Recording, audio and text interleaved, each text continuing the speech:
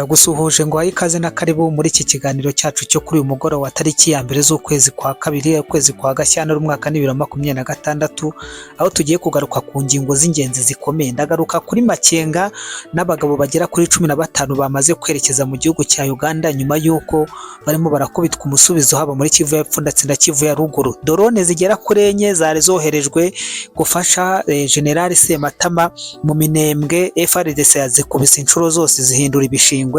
Ni mu gihe uyu mugabo bivugwa yuko yahunze Minembwe agafashamo akiruka akava muri Minembwe Rirare akerekeza i Remera aho yakizwaga n'amaguru n'abari bamurinze. Ndagaruka kandi nanone kuri Doha. Ibiganiro bya Doha M23 none iri gusaba ko ibi biganiro byasubukurwa vuba na bwangu nyuma yuko ibona yuko iri gukubitwa nk'aya ngoma y'abaporoso njya mbabwira. Iyi ni inkubi mbahaye ikaze cyane mwebwe mugiye kubana natwe muri aya masaha y'umugoroba nta gutindiganya, reka dutangire gutya.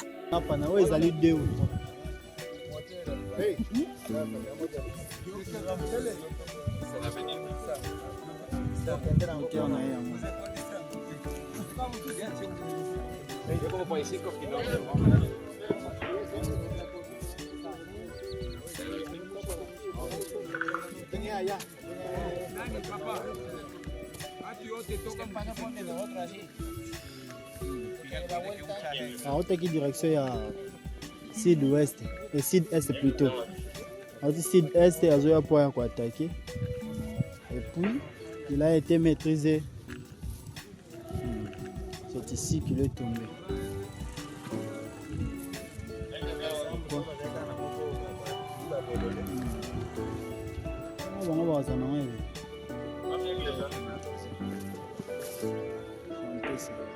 Il avait 2 bombes. Avec une balle. Il était bien équipé. Uko mubibonye zira drone Karine nigeze gukomoza kuri ari amakuru ya zira drone. Zira drone biravugwa ko ni drone zigera kuri enye. Ni drone zigera kuri enye nyuma yuko M23 ihuye n'abahungu ba Faci Beto bitorejwe nawe mwenyewe bakabakubita Regitoverso nta kubababarira. Bahise batabaza rero, batabaje Kigali ubutabazi yabashije kohereza n'izira drone zigera kuri enye, ariko zira drone nazo ntabwo bazirebeye izuba. Abahungu bahise babereka icyo bize ndetse n'amasomo bafashe. Drone ubwo bazikubise ikompora umuryango mwabonye hari ukuntu bwari bwandagaye, ahubwo baze kureka abana bajye kwitoragurira inyuma bajye kugurisha ku minzani kuko nta kintu na kimwe cyasigaye. Nk'uko amakuru rero abitangaza bikavugwa yuko kuri ari ugutsindwa gukabije. Ugutsindwa gukabijwe kwa Twirwaneho ndetse na Sematama.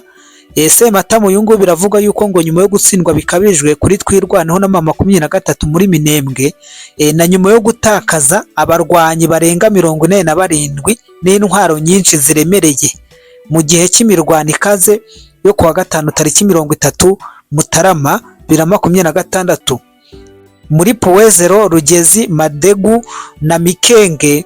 Umuyobozi w'umutwe w'inyeshyamba za Twirwaneho Charles Sematama byabaye ngombwa ko asubira i Remera anyura Bijombo, uturere turi hasi y'iterambere rya FARDC. Mu nama yabaye ejo, ubwo nejo ku itariki ya 31, abanyacyubahiro b'abanyamurenge basabye abahungu babo kurambika amaboko bagahitamo inzira y'amahoro kuko byamaze kubacanga. Ngayo nguko urumva neza yuko ibintu ntago byoroshye. Ubu ngubu ni ikotaniro, urugamba rwamaze kugeraho umwana arira nyina ntiyumve. Ibi bikurikira cyane kandi bituma hari ikintu gikwiye gutekerezwa. La bataille de Mwenga cyangwa urugamba rwa Mwenga. Mikenge e Congolais, Mikenge wetu tu wetu, Mikengo izi awa, Mikenge eza ya biso, Mikenge yokere ya beto, Mikenge ni y'abakongomani. Urumva aya ni amagambo yanditswe uko bita byumvikana. Uyu ni umukongomani wanditse aya magambo kuko murumva yuko iri ni iringara yivugiraga. Uyu mugabo rero witwa Sematama ibyo murumva yuko ntago bimworoheye, arimo arakubitwa Regitoverso.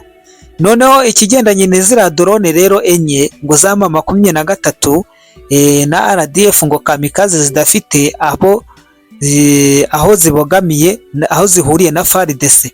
Amakuru aturuka mu gisirikare avuga ko ingabo z'igihugu cya Repubulika Iharanira Demokarasi ya Kongo FARDC zatsembye kandi zitsiratsiza indege zitagira abadereva enye za kamikazi zishyira hamwe ry'inyeshyamba za M23 RDF mu misozi ya Minembwe mu majyepfo y'uburasirazuba bwa Kivu.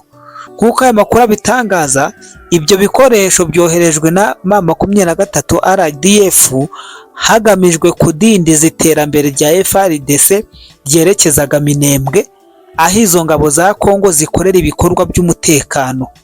Igisubizo cyihuse cy'ingufu z'indahemuka zatumye bishoboka gutesha agaciro byibura drone enye mbere y'uko zigera ku ntego zabo.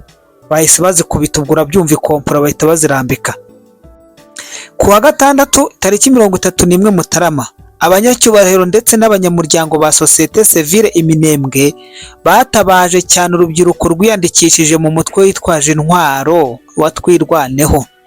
Barababwira bati, shyira intwaro hasi kandi ushyire imbere ubuzima bw'abaturage. Ntushobora guhangana na guverinoma ifite uburyo bwose bukenewe. Nukomeza uzica abasivile benshi. Ubujurire nk'ubwo bwari bumaze gutangizwa mu gihe cyo kugwa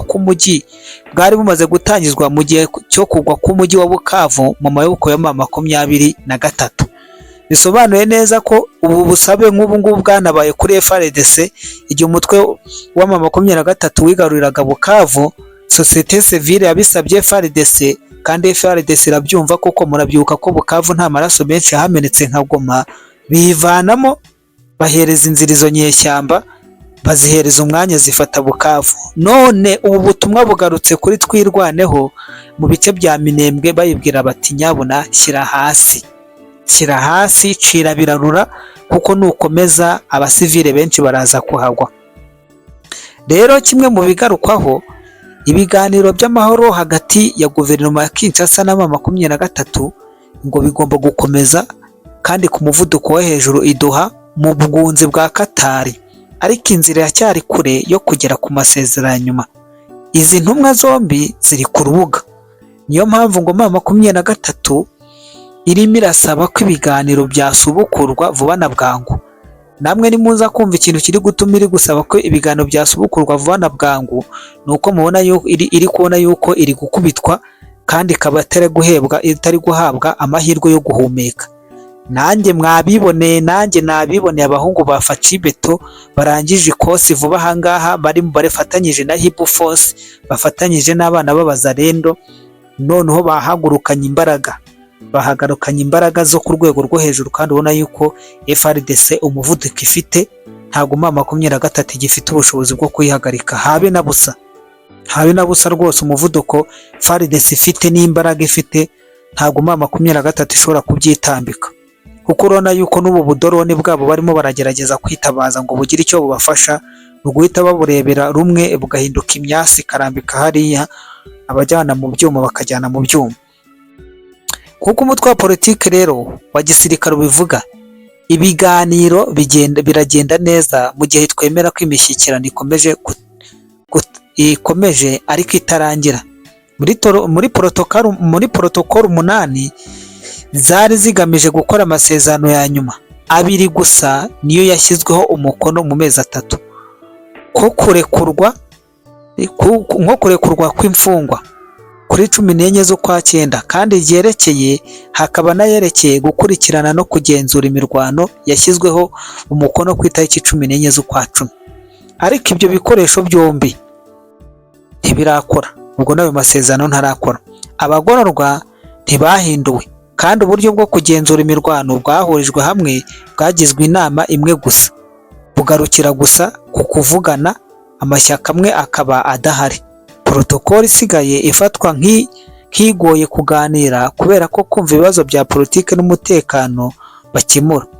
Kuri 15 z'ukwa 11 2025 impande zombi zashyize umukono ku masezerano mashya y'amahoro i Doha. byerekanwe nk'ikarita y'umuhanda kugira ngo habeho inzira yo gutura mu buryo bwuzuye bidahita bihagarika imirwano. Ariko murabizi ko ibyo byose ni ibintu by'aho ngaho bya nyirarureshwa byo kuyobya uburari no kujijisha. Igihari rero nta kindi ni uko muri Plaine de Ruzizi nubwo ayo masezerano yasinywe n'ubwo ibiki n'ibiki byakozwe, Plaine de Ruzizi ho umuriro urimo uraka. Sematama murabyumva yuko yabangiye ingata. Nyuma yo kuyabangira ingata akiruka rero, inkuru ikurikiraho nuko ahagana ku isaha y'isaa sita z'amanywa uyu munsi umugabo witwa Sultan Emmanuel Makenga n'itimu y'abagabo bagera kuri 15 bafashe inzira berekeza Kampala muri Uganda. Ikintu cyabajyanye ubwo ni iki? Ubwo murabyumva nyine bagiye kwa Museveni. Muzi yuko Uganda ejo bundi binyuze muri generali wabo yababwiye ati yasubije Colonel Nanga wari uvuze yuko ngo bafitanye imikoranire ngo na Uganda ku kibazo cya ku mupaka wa Ishasha ndetse na Bunagana. Uganda igahita ibasubiza itazuyaje ikababwira ati muvuge muvuye aho ntaho dufatanije namwe, ibyo byaha byanyu by'inkorarugomo nimugende mwararwishigishiye, nimugende mu rusumane n'u Rwanda, nimwe mufatanyije twe ntiturimo. None murumva ko Makenga rero yagiye Uganda. Ubwo bisobanuye ngo ashobora kuba yajyanywe n'ibintu bitenze kimwe hari ukujya gusaba ubuhungiro bw'abarwanyi be kuko abona yuko amaherezo yabo arimo arasatira iminota ya nyuma. Icyo ni kimwe. Icya kabiri hari ukujya gusaba yenda ko bamuha ubufasha bwa nyuma niba bishoboka. Icyo ni icya kabiri. Icya gatatu kandi hari ukujya kudiringa kugira ngo basabe imbabazi niba yenda hari ubundi buryo bwakoreshwa, cyangwa bajye kwitaba Museveni ababwira andi mayeri ya nyuma bagomba kwifashisha. Ntabwo nzi muri ibyo ngibyo bitatu byombi ari ayo mahirwe yo kujya kugira ngo bahabwe ubundi bufasha, ari ukujya kubaza Museveni nimba hari ubundi buryo busigaye, cyangwa ba boss bakuru babo hari ikindi babategurira. Ibyo byose birashoboka, ariko kimwe mu bihari cyo nuko Makenga nawe ku isaha y'saa sita y'uyu munsi yagize gutya agafumyamo akirukanka akajya kwa Museveni nyuma y'uko urugamba rukomeje kumutsinda, kandi akaba akomeje kubona abahungu be bakomeje gupfa nk'ibimonyo nta yandi mahitamo asigaye.